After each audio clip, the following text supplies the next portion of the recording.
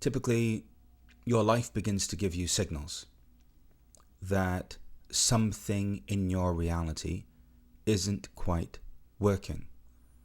Your life begins to prompt you to begin to look a little bit deeper.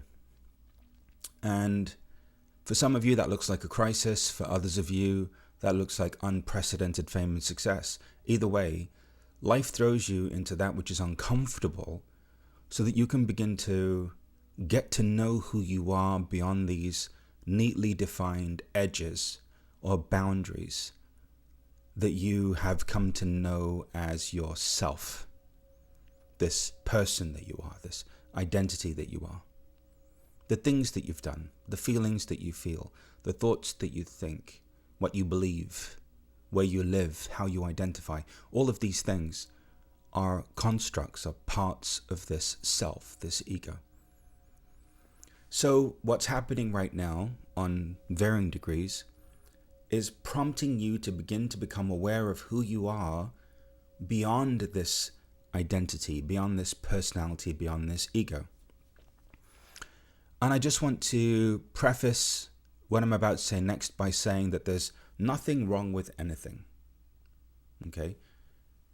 And I say that to say that up until now, you have been pursuing answers and solutions at the level of your ego.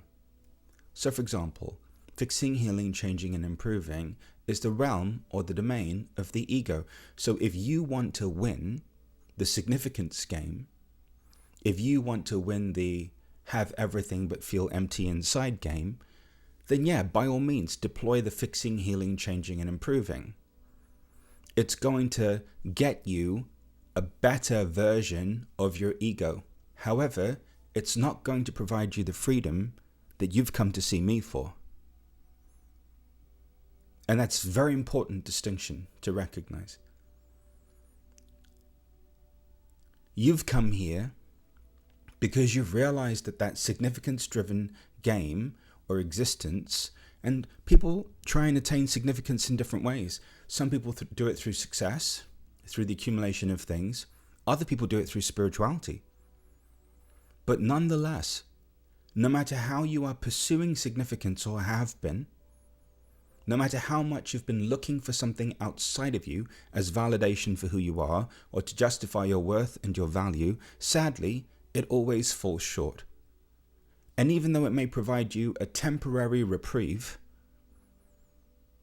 or a small break from the monotony of striving, pushing, making something happen, doing something every day. Why? Because nobody in your life ever loved you simply for who you are. That's why. That's why people build billion-dollar companies. That's why people pursue and chase enlightenment. Everybody's trying to be good enough for somebody. But at some point, you finally have to be good enough for yourself. So you're here for lots of different reasons. Some of you are here because you've tried every other thing that there is to try in your life, and you're still you. Shocking, I know. Others of you have realized that all of these things based in identity, fixing, healing, changing, improving, all of these tools of the ego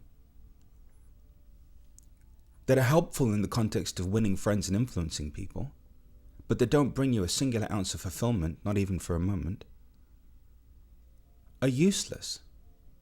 So your entire worldview, your view of yourself, your view of life, your view about transformation, spiritual development, personal development, all of these things, your view of the books that you've read thus far is being fundamentally shifted and challenged.